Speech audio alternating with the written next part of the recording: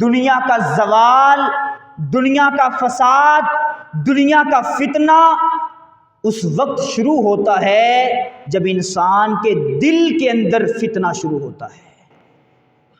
دنیا کا بگاڑ اس وقت ہے جب انسان کا دل بگڑ جاتا ہے۔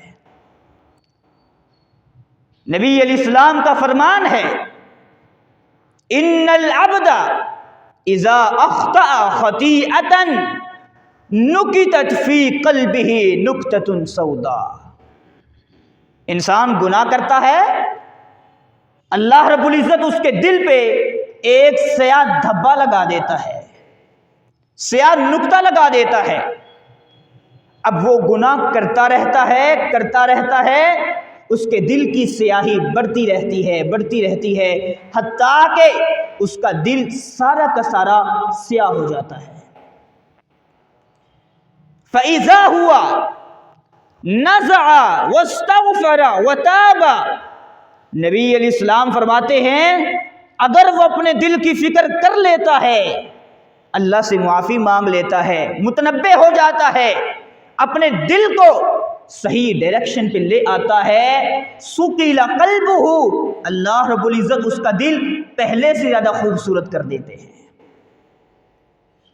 لیکن وَإِنْ عَادَ زِيدَ، اگر وہی بیماریاں، وہی گناہ جو کر رہا تھا کرتا رہا، اس کو کوئی اہمیت تک نہ دی، دل بگڑتا رہا، اس نے احساس تک نہ کیا، تو پھر اللہ کے پیغمبر فرماتے ہیں اس کے دل کی سیاہی بڑھتی اتنا بڑھ جاتی ہے، اللہ فرماتے ہیں کلا بل ران علی قلوبہم ما کانوا یکسبون، دلوں کی سیاہی اتنی بڑھ چکی ہے کہ اب ان کے دلوں پہ زنگ آ چکا ہے۔ اب آپ مجھے بتائیے، جب انسان کا دل زنگ آلود ہو جائے، جب انسان کے دل کے اندر کالک آ جائے، پھر اس کو نماز لذت کیسے دے سکتی ہے؟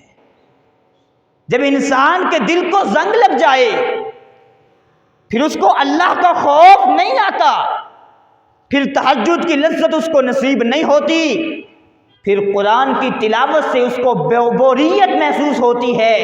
لیکن جب وہ دنیا کی فحاشی کے اندر جاتا ہے، دنیا کی عریانی کے اندر جاتا ہے، اس کے دل کو سکون ملتا ہے۔